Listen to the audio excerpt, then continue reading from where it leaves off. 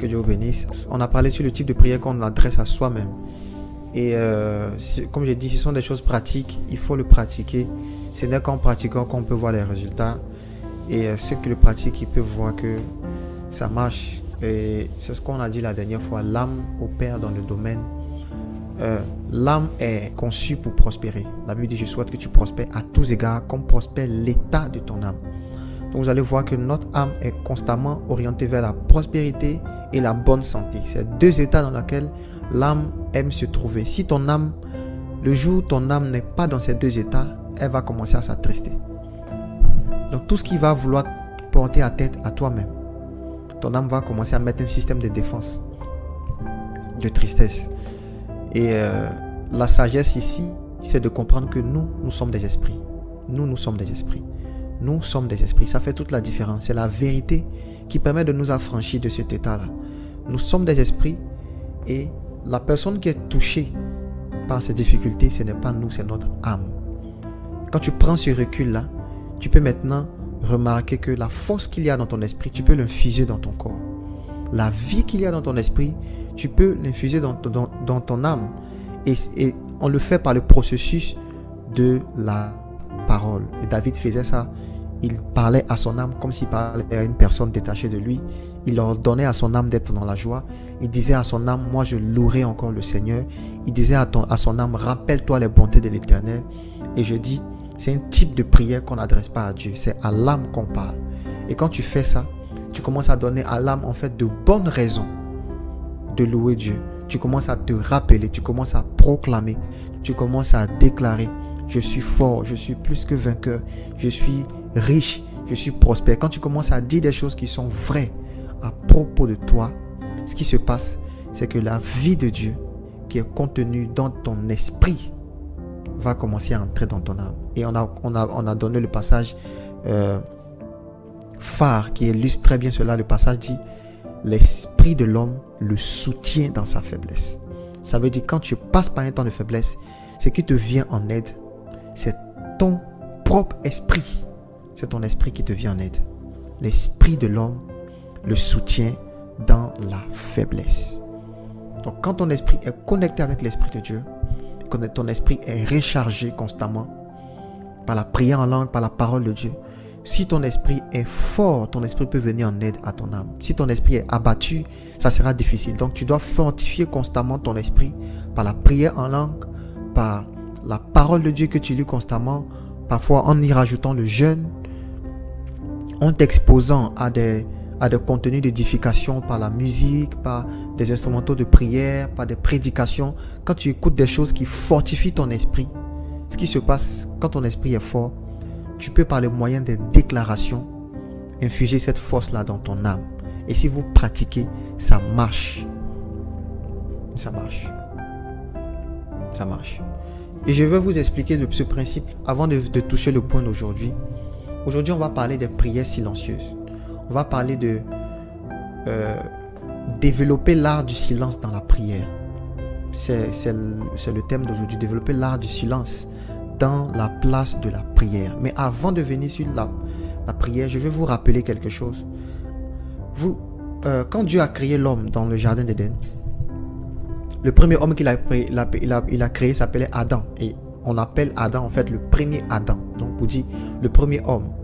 Et tous les hommes descendaient de Adam. Parce que vous savez, c'était le prototype d'un type d'homme qu'il avait créé.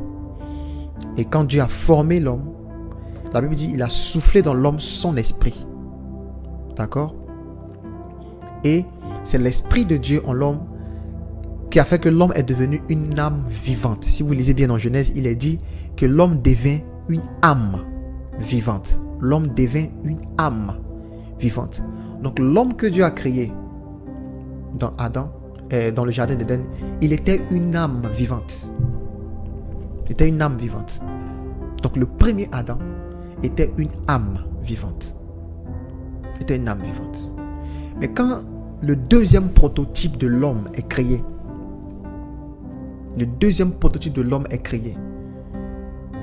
à l'image de Christ, il est dit clairement que le second Adam est devenu un esprit vivifiant.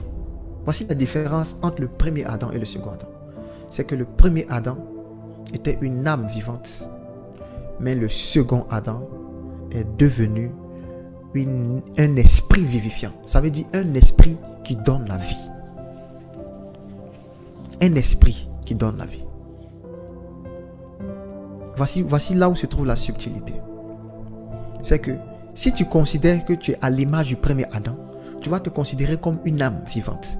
Donc c'est l'âme qui est attristée, c'est l'âme qui est affaiblie, c'est l'âme qui est triste. Ceux qui sont à l'étape adamique, pour parler de Adam, ils sont très émotionnels. Il suffit d'un événement pour qu'ils puissent basculer. Il suffit que quelque chose soit difficile dans leur vie pour qu'ils puissent commencer à perdre tous leurs repères. Parce qu'ils sont encore au niveau de l'âme vivante. Mais ceux qui sont à l'image de Christ, ceux qui sont en Christ, ce qui leur arrive, c'est que eux, ils deviennent ce qu'on appelle un esprit vivifiant. C'est-à-dire un esprit qui donne la vie. Et la Bible dit que le même esprit qui a donné vie au corps mortel de Jésus peut aussi redonner la vie à votre corps. Le même esprit qui l'a ressuscité d'entre les morts habite en vous.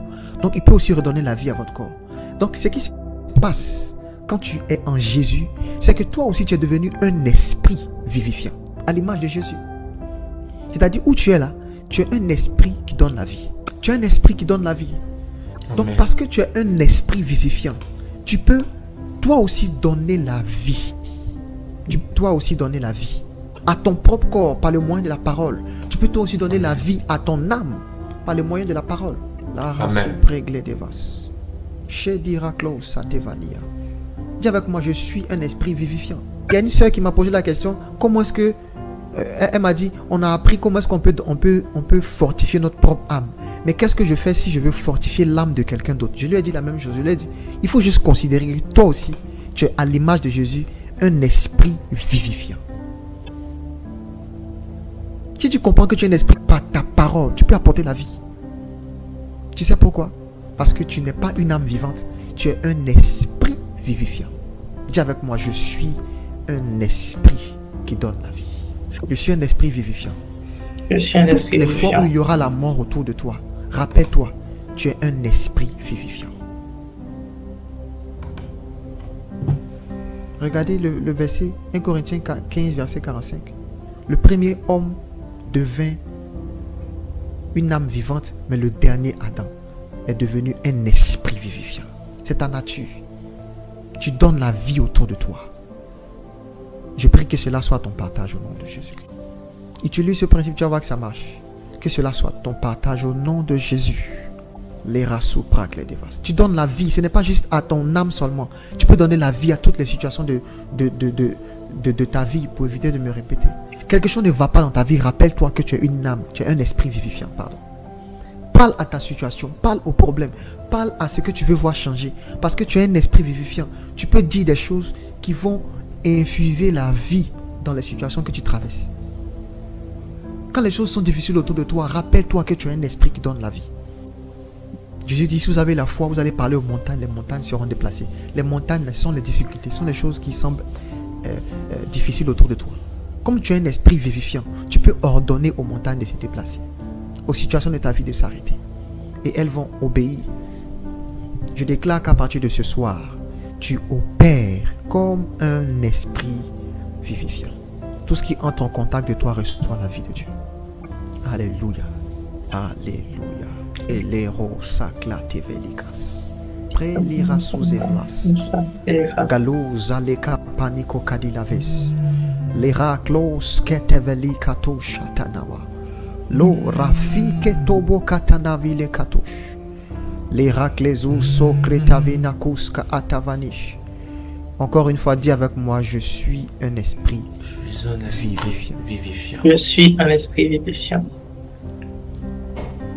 Wow. Alléluia.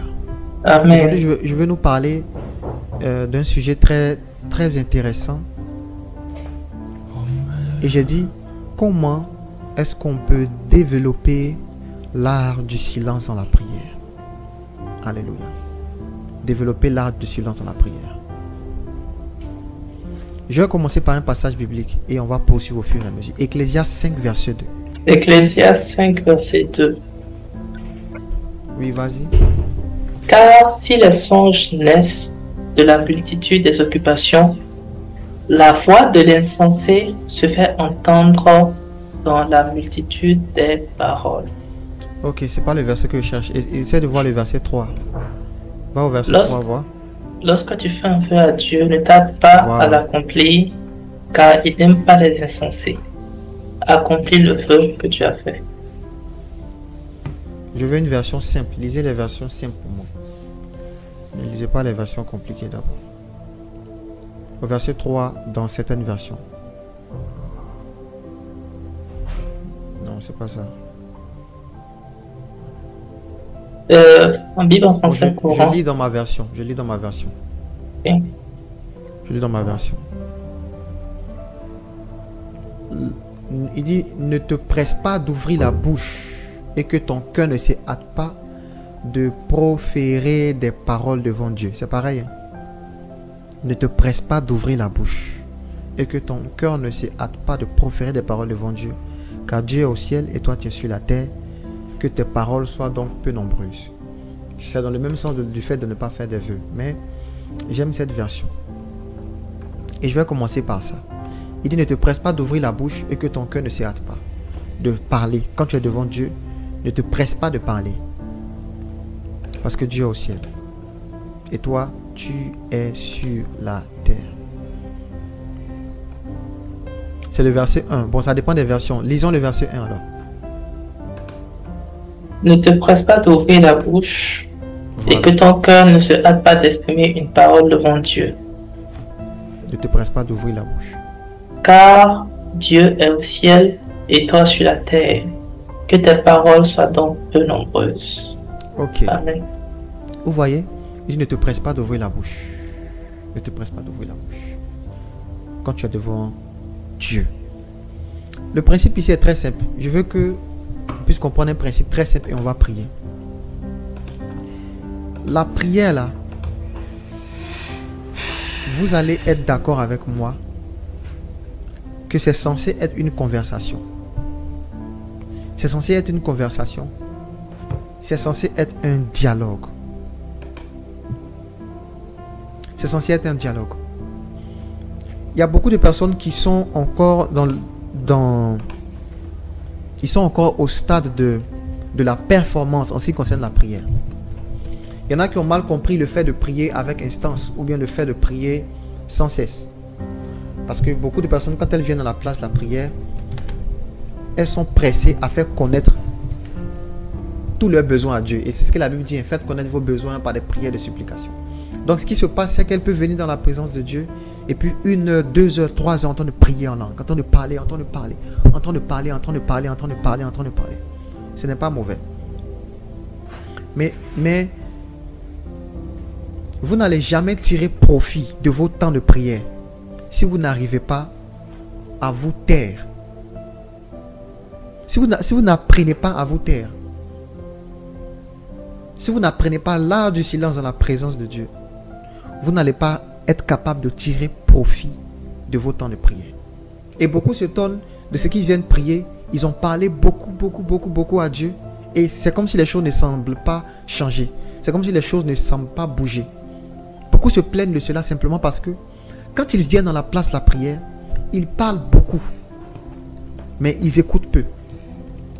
Ils parlent beaucoup, mais ils écoutent peu. Ce soir, je viens de te faire comprendre que tu peux avoir plus de résultats en te taisant plutôt qu'en parlant. Quelqu'un n'a pas compris. Dans la prière, là, on peut avoir plus de résultats en se taisant plutôt qu'en parlant. Plus de résultats en se taisant plutôt qu'en parlant. Tu peux avoir plus de résultats dans la prière en te taisant plutôt qu'en parlant. Il dit, quand tu viens prier, ne te presse pas de parler. Parce que Dieu te connaît. Et puis il connaît ton cœur. Donc quand tu es en face de quelqu'un qui te connaît et qui connaît ton cœur, les paroles, il dit que les paroles que tu dis soient peu nombreuses. Donc il doit avoir peu de paroles. Mais il doit avoir beaucoup de silence. Peu de paroles, beaucoup de silence. peu de paroles, beaucoup de silence. Imagine-toi, je suis en train de parler avec Isaac. Isaac, ton micro est activé, réponds-moi quand je te parle. Ça va, Isaac, ça va? Ça va. Ok. Maintenant, je suis en train de converser avec Isaac. Et puis je te dis, Isaac, en fait, j'ai besoin que tu me donnes 500 000. Est-ce que tu l'as? Bon, en fait, je veux aussi que tu me donnes, comment dirais-je, une voiture Rolls-Royce. Et puis après, en fait, tu sais, Isaac, dans la vie, Isaac, bon, est-ce que tu es d'accord avec moi? Bon, Attends écoute, un peu, Isaac, attends un peu. pendant que il était sorti hier, bon, j'ai rencontré quelqu'un. Est-ce que tu le connais? Bon, je pense que tu le connais pas. Et il n'a même pas le temps de me répondre. Il n'a même pas le temps de me répondre. Et c'est ce que beaucoup d'entre nous faisons quand on est dans la place de la prière.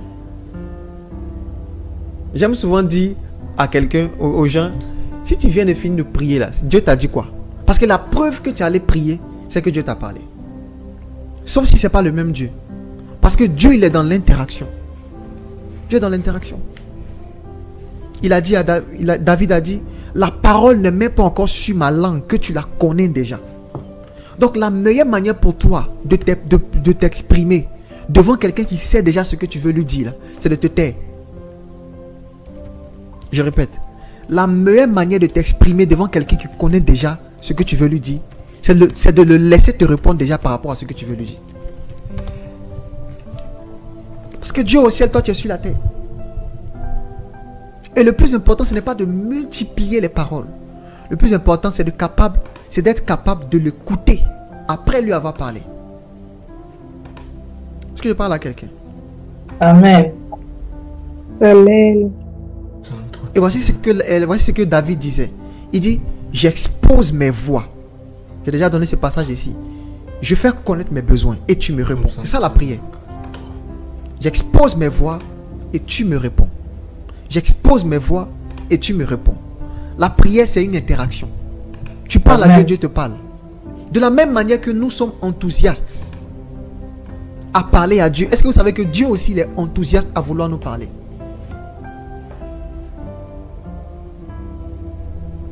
Psaume 139, verset 4. Car la parole n'est pas sur ma langue que éternel, tu la connais déjà. Entièrement.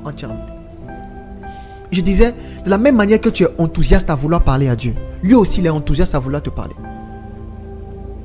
De la même manière que tu as envie de lui dire beaucoup de choses, lui aussi il a envie de te dire beaucoup de choses. De la même manière que tu as envie de lui dire les choses que tu as sur le cœur, lui aussi il a envie de te raconter tout ce qu'il a sur son cœur. De la même manière tu veux qu'il connaisse tes besoins. Lui aussi, il veut que tu puisses connaître lui ses besoins.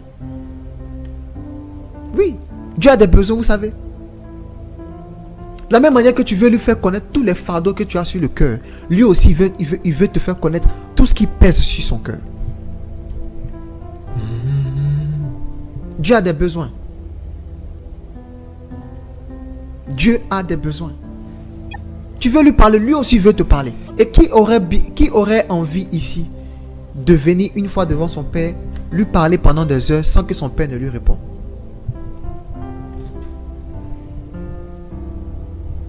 Et vous savez, je vous dis quelque chose. Quand tu es en face de quelqu'un qui est sage, plus sage que toi, et qui surtout a beaucoup d'argent, ou bien quelqu'un qui est riche, quelqu'un qui peut tout accomplir, qui peut tout faire, généralement quand tu es en face de cette personne, tu parles peu. Quand quelqu'un a plus de choses à t'enseigner que toi, quand tu es en face de cette personne, tu la laisses parler.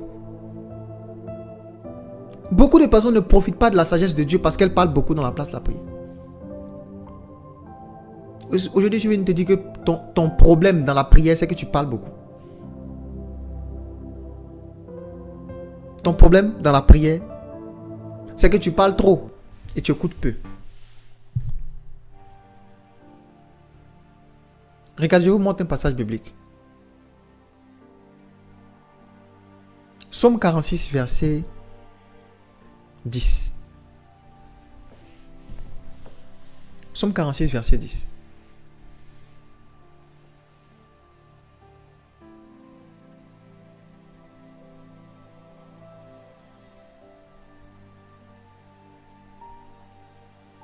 Psaume 46, verset 10. La prière là, une prière efficace là, ne réside pas dans la multiplicité de paroles que tu prononces devant Dieu. C'est dans ta capacité à écouter Dieu. Somme 46, verset 10, chez moi, il est dit, arrêtez et sachez que je suis Dieu. Arrêtez, c'est le verset 11. Arrêtez et sachez que je suis Dieu, que je domine sur toutes les nations, que je domine sur les nations, je domine sur la terre. Dans d'autres versions, on dit, taisez-vous. Taisez-vous. Et sachez que je suis Dieu. Faites silence. Amen. Et sachez que je suis Dieu. Faites silence. Donc tu viens dans la place de la prière et puis tu veux parler à Dieu. Tu as envie de lui dire beaucoup de choses. Et puis il te dit, tais-toi. Tais-toi. Et tu sauras que je suis Dieu.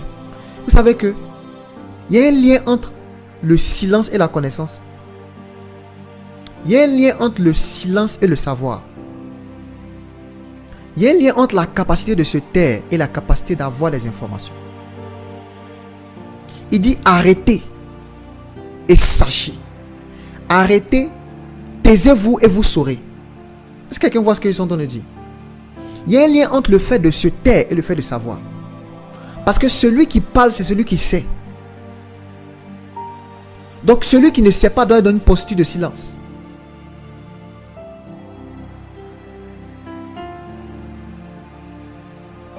Il y a un niveau de connaissance et de savoir que tu ne pourras pas avoir si tu n'apprends pas à te taire. Je parle à quelqu'un ici.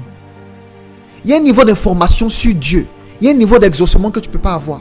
Il y a certaines choses que tu ne sauras pas toucher si tu n'as pas appris à faire silence.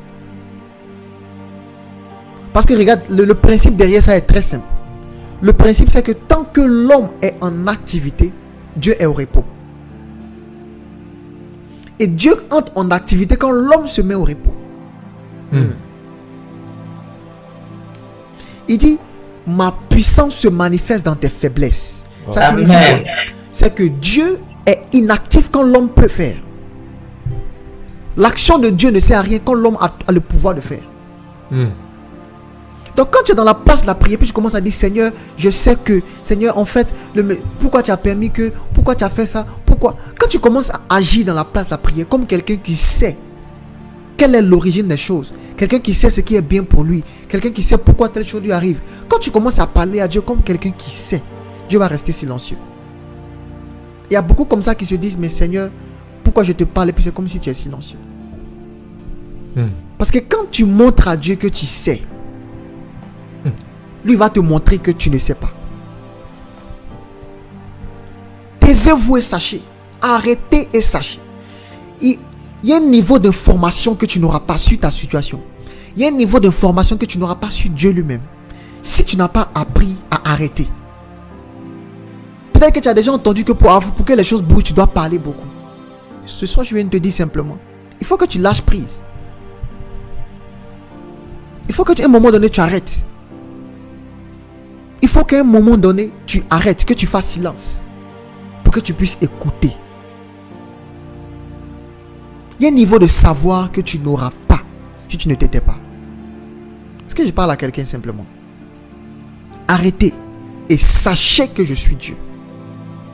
Dieu veut agir dans ta vie, il veut se lever, il veut te répondre. Quand tu viens lui parler, il est enthousiaste, il veut te parler. Mais au moment où il veut te répondre, tu es en même temps en train de lui parler d'un autre problème. Tu ne peux pas savoir qu'il est Dieu si tu n'apprends pas à arrêter. Si tu n'apprends pas à faire silence. Chez les raclos, satavinakos. La rose s'éclado vali katavaka. Prelira sucre de l'Héraclasos.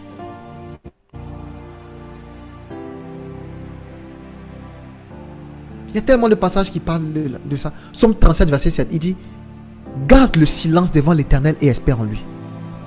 Tellement de passages. Zacharie 2, verset 13. Que toute chair fasse silence devant l'Éternel, car il s'est réveillé de sa demeure sainte. Vous savez, la bonne attitude devant le Seigneur, c'est le silence. La bonne attitude devant le Seigneur, c'est le silence. ton silence devant Dieu est plus éloquent que tes paroles. Tu peux exprimer mieux à Dieu ce que tu veux lui dire en te taisant plutôt qu'en parlant. Est-ce que je suis en train de dire à quelqu'un de ne pas prier? Non.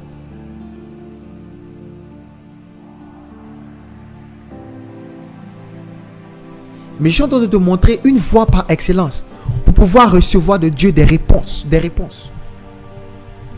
Donc oui, quand tu es dans la place de la prière, parle à Dieu. Mais quand tu parles aussi, tais-toi. Parce qu'à un moment donné, tu vas sentir que Dieu aussi a envie de te parler. Il veut te répondre. Dieu a envie de parler à ton cœur. Il a envie de te répondre dans ton cœur. Il a envie de te donner des pensées, des idées, des informations. Je suis de ceux qui croient que les réponses de Dieu viennent même avant même qu'on lui parle. Si tu mets toute ton attention sur un sujet concernant ta vie et que tu lui parles, Dieu va te répondre sur ça. Peut-être que la forme, la réponse, la forme qui va prendre la réponse ne sera pas directement perceptible pour toi parce que tu n'es pas habitué. Beaucoup de personnes savent comment parler à Dieu et très peu de personnes savent comment Dieu leur répond. Beaucoup de personnes savent comment est-ce qu'on parle, mais beaucoup ne savent pas comment est-ce que Dieu parle. Et je vous ai dit, parce que Dieu habite en vous, très souvent il va vous parler dans vos pensées. Il va vous parler dans votre intelligence, dans votre imagination, dans vos intentions. Il va vous parler. Et vous allez remarquer que c'est difficile de réfléchir en parlant. C'est difficile d'écouter la voix intérieure quand on est déjà en train de parler. Voici comment beaucoup ratent la voix de Dieu.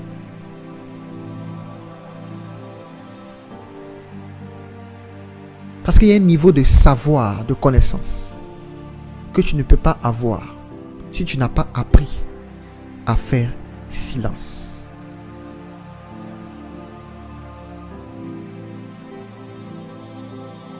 Lamentation 3, verset 25, 26. L'Éternel a de la bonté pour qui espère en lui, pour l'âme qui le cherche. Il est bon d'attendre en silence le secours de l'Éternel.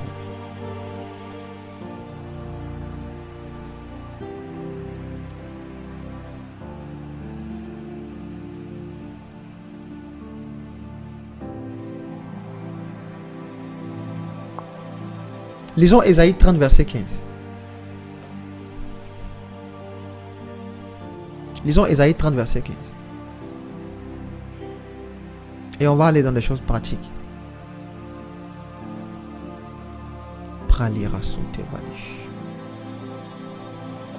Car ainsi a parlé l'Éternel. Car ainsi a parlé l'Éternel, le Saint d'Israël. C'est dans la tranquillité, dans le repos que sera votre salut. C'est dans le calme et la confiance que sera votre force. Mais vous ne l'avez pas voulu. Voici. C'est quand tu es dans le repos que Dieu est actif. Il y a une période de ma vie où j'étais en train de prier. Et je priais beaucoup. Je priais beaucoup en langue. Quand j'arrive à la maison, je pourrais faire 4 ou 5 heures en train de prier en langue. Je priais beaucoup en langue, beaucoup en langue. Et je nous exhorte à le faire. Tout à l'heure, on va pratiquer. Je vous dis comment est-ce qu'on le fait de façon pratique. Le Seigneur a commencé à m'enseigner qu'en fait, dans la prière, il y a une dimension de repos. Quand tu commences à t'exercer à la prière, tu vas voir qu'au début, tu n'as pas d'abord l'envie. Tu shifts d'un niveau où tu n'as pas l'envie ou un niveau où tu commences à le faire malgré toi. Donc, c'est ce qu'on appelle la discipline. Au départ, tu n'as pas l'envie, tu n'es pas motivé, tu n'as pas envie. Tu te sens faible.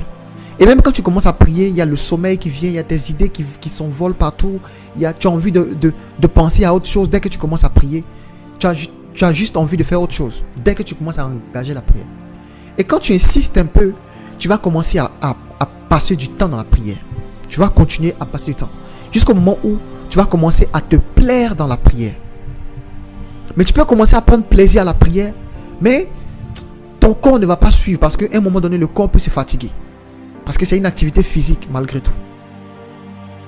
Donc, la fatigue, à cause de la fatigue de ton corps et tout, peux même à un moment donné dans la prière ne pas pouvoir continuer.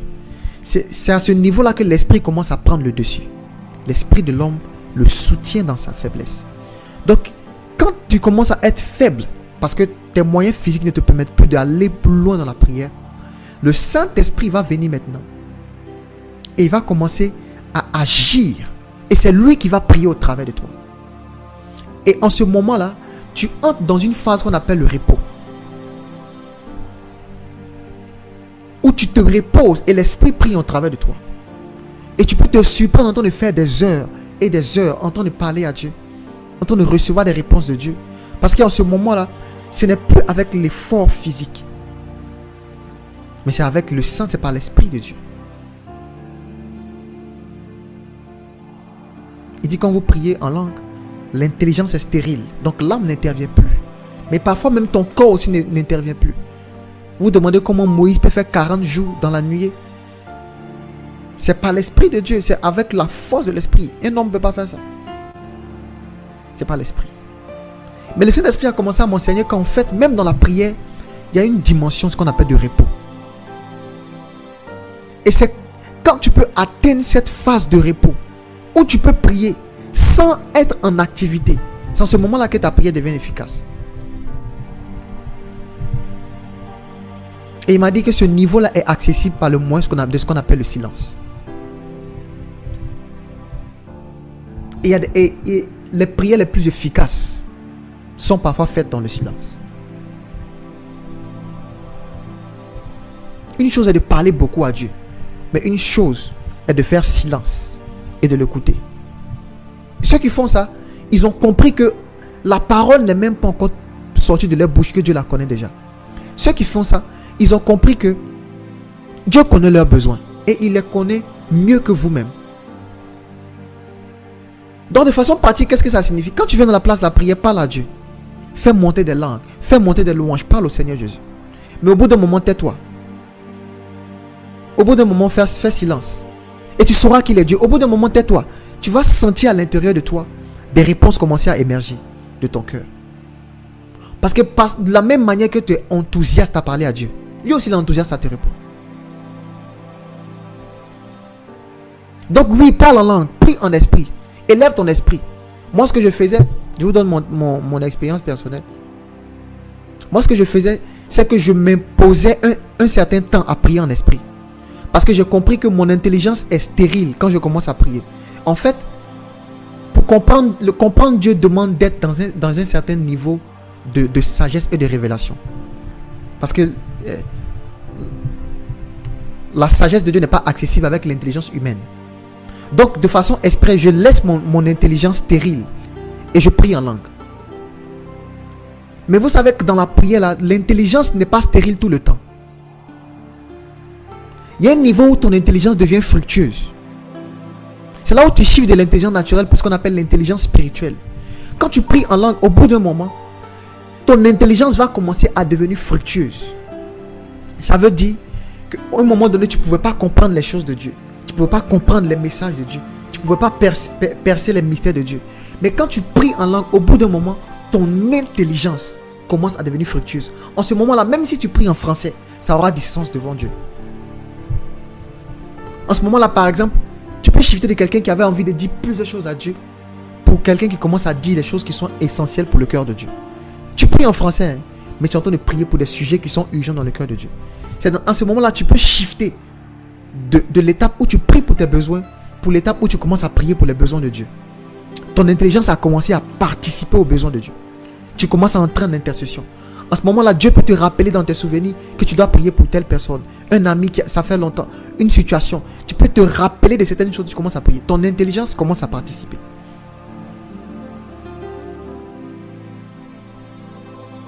Ton intelligence devient fructueuse. Et quand tu arrives au stade où ton intelligence devient fructueuse, c'est le stade idéal où tu dois te taire. Parce qu'en ce moment-là, tu peux maintenant comprendre Dieu. Il dit Dieu parle tantôt d'une manière, tantôt d'une autre. Le problème c'est qu'on n'y prend pas garde. On ne sait pas comprendre. Donc tu élèves ton esprit jusqu'à un niveau où ton intelligence devient fructueuse. Où elle peut percevoir maintenant les mystères de Dieu. Et en ce moment-là, tais-toi. Tu vas voir que des réponses vont commencer à venir dans ton cœur. C'est pratique. Des réponses vont commencer à venir dans ton cœur. Parce que le Dieu à qui tu as commencé à parler, ce Dieu-là a commencé aussi de façon automatique à te répondre. Et il y a une période comme ça, je montais sur le balcon pour aller prier. Et j'arrivais, je parlais à Dieu, je parlais à Dieu. Et quand je finissais de prier, je faisais silence. Et Dieu me parlait. Je recevais des idées, des informations, des visions, tout ce que vous savez. Et il y a un moment donné, j'avais tellement pris l'habitude de le faire que dès que je monte au balcon, dès que je monte sur le balcon, que je me dis, je vais commencer à parler à Dieu. Avant même que je parle, je commence à recevoir des paroles. Au point où je n'arrivais même plus à parler à Dieu. Dès que j'arrive dans mon lieu de prière, il me parlait automatiquement. Il y a des paroles qui émergeaient dans mon cœur. Et il m'a dit cette phrase, il m'a rappelé ce verset de David. La parole n'est même pas encore sur tes lèvres que je la connais déjà. Donc Dieu n'attend pas que tu lui parles pour qu'il te réponde. Dieu te répond avant même que tu lui parles. Et quand vous commencez à pratiquer ça, vos temps de prière vont être extraordinaires. Et je vous donne une illustration. C'est difficile de parler seul pendant des heures. Mais quand tu es en train de causer avec la soeur, tu n'as pas remarqué que souvent ça va jusqu'au petit matin. Tu as vu, quand il commence à dire ça, les gens commencent à s'activer. Non. Quand tu parles seul, tu peux t'éteindre à un moment donné parce que tu ne vas pas loin. Mais quand la conversation dans laquelle tu es, quand c'est interactif, des heures et des heures, il te connaît. Souvent même jusqu'au petit matin. Parfois même tu as cours à 8h puis tu dors à 7h30. Non, c'est pas nous. Parce que quand il y a l'interaction, il n'y a plus de fatigue. Quand il y a l'interaction, on n'est plus lassé. Quand il y a l'interaction, on n'est plus dans la monotonie. Et les réponses de Dieu sont là comme ça, quand tu entends de lui parler. Voici ma prière pour toi. C'est que tes temps de prière ne soient plus monotones. Si la prière c'est un dialogue, il ne faudrait pas que ce soit toi seulement qui parle à Dieu. Que tu puisses ressortir de tes temps de prière avec des réponses de Dieu. Donc parle à Dieu, élève ton esprit à un moment donné et faire silence. Et quand tu fais silence, si tu veux que Dieu te parle par exemple sur un sujet en particulier, oriente ta réflexion et tes pensées sur ce sujet-là.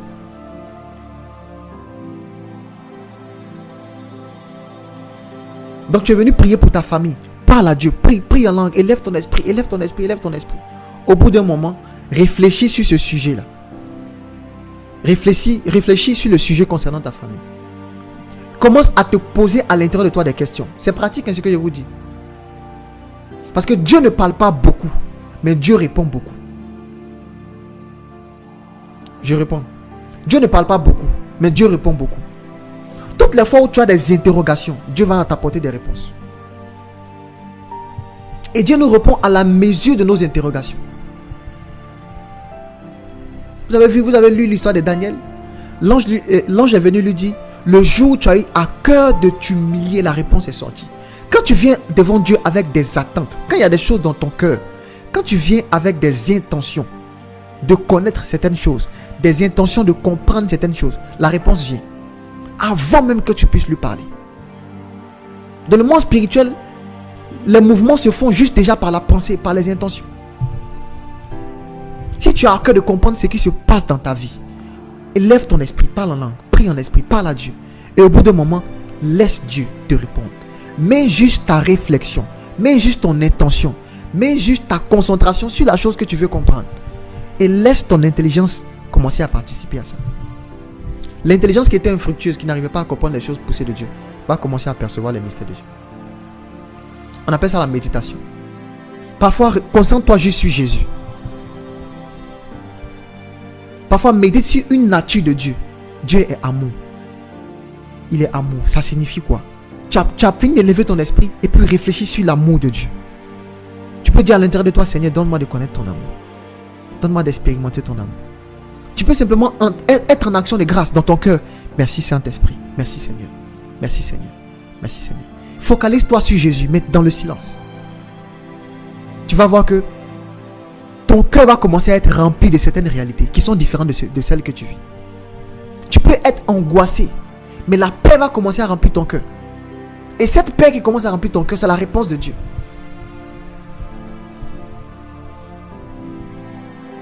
Et pour ceux qui pratiquent ça, c'est le moment idéal où vous pouvez avoir ce qu'on appelle des visions, des paroles de connaissance. C'est en ce moment où vous pouvez avoir des extases. Tout à l'heure, on va pratiquer. Je prie que Dieu fasse grâce à certaines personnes de vivre certaines expériences. Amen. Amen. Amen. Amen. Tu finis de parler en langue, tu finis de prier en esprit, tu lèves ton esprit. Fais silence. Fais silence. Si le Saint-Esprit en ce moment-là, il peut mettre dans ton cœur un verset biblique. Ça peut être un passage biblique qui va devenir finalement l'objet de ta méditation. Et concentre-toi sur ce passage. Répète-le à l'intérieur de toi. Reste dans le silence. Tu es venu devant Dieu avec beaucoup d'intention, mais garde le silence. Il va faire monter dans ton cœur ce qui est urgent pour lui. En ce moment-là, tu peux te rappeler d'une personne. L'Esprit va vouloir que tu pries pour elle. Parfois, mais ça peut être un chant. Ce que j'ai appelé la dernière fois, ce qu'on appelle des chants de délivrance. Et moi j'avais pris l'habitude, quand je viens prier, mon esprit est troublé par certaines choses, je prie en langue, jusqu'à ce que j'obtienne un chant. Je vais parler en détail de ça un autre jour, mais on pourra faire l'expérience tout à l'heure. Prie jusqu'à ce qu'un chant de délivrance vienne. Ou bien ce qu'on appelle un chant nouveau. Tu pries jusqu'à ce que un sujet de louange monte dans ton cœur. Quand ça vient, arrête de prier, prends le chant et puis reste sur ce chant.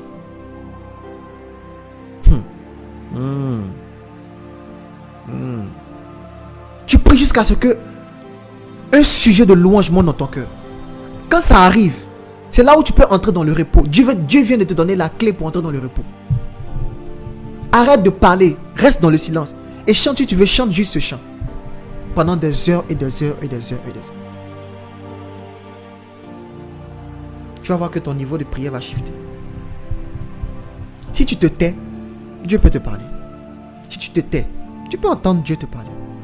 Il dit c'est dans le calme et la confiance. C'est là que se trouve ta force.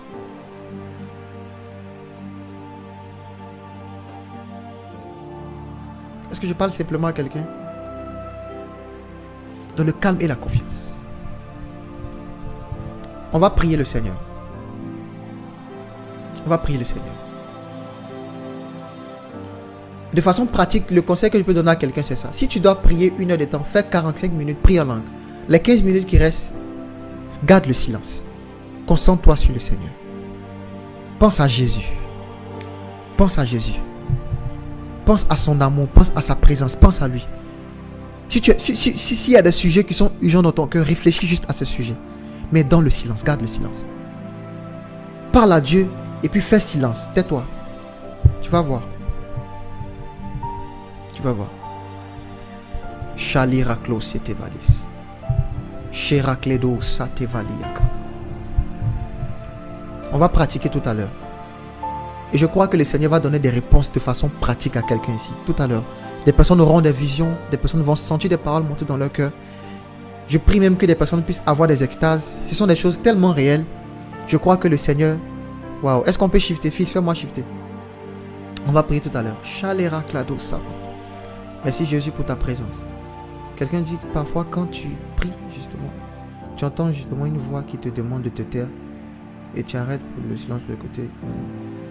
Parfois même tu t'endors sans même faire de rêve. Après même quand tu te rappelles de rien. Voilà. Bon, tu as dit beaucoup de choses. Enfin, effectivement, ça arrive. Souvent, tu entends de prier. Et puis, tu as l'impression que... Je ne sais pas si ça vous est déjà arrivé. Mais il y a un niveau de la prière où tu te rends compte que prier là devient mauvais. C'est comme si le fait de parler là, ça devient mauvais.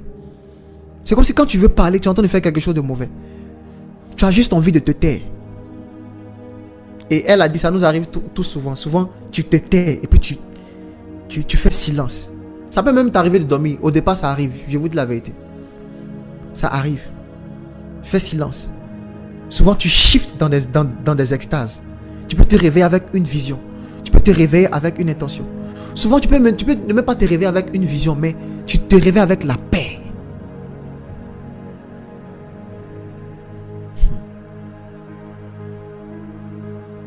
Est-ce qu'on peut prier le Seigneur? Je veux qu'on prenne 10 minutes. 10 minutes de notre temps. Pendant ces 10 minutes, l'instruction est très simple. Tu vas faire monter en Dieu des prières. Prie en langue, prie en langue, prie en langue. Si tu parles la langue, parle la langue. Si tu ne parles pas, commence à rendre grâce à Dieu. Commence à rendre grâce à Dieu. Commence à rendre grâce à Dieu. Quand je vais donner le silence, quand je vais donner le signal, on va tous faire silence. Et on va commencer à partager ce que chacun de nous a reçu dans son cœur. Est-ce qu'on peut prier le Seigneur? Si tu es venu ici avec une intention, avec un cas qui est fort dans ton cœur, c'est le moment pour que tu puisses parler à Dieu. Alléluia. Alléluia. Alléluia. Nous sommes dans une école de prière pratique. Est-ce que quelqu'un peut élever sa voix et commencer à la rasuza katanavuka que la uzumukwaka devani. Il dit ne te presse pas. Si tu ne sens pas encore les prières, la parole monter, prends ton temps. Les rasutavani. Quand tu sens la parole monter, ouvre ta bouche et commence à parler. Jésus. Jésus.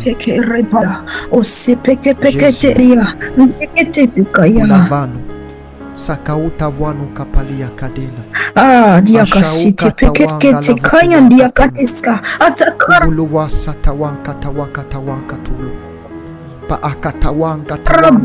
uskete pekete kete kete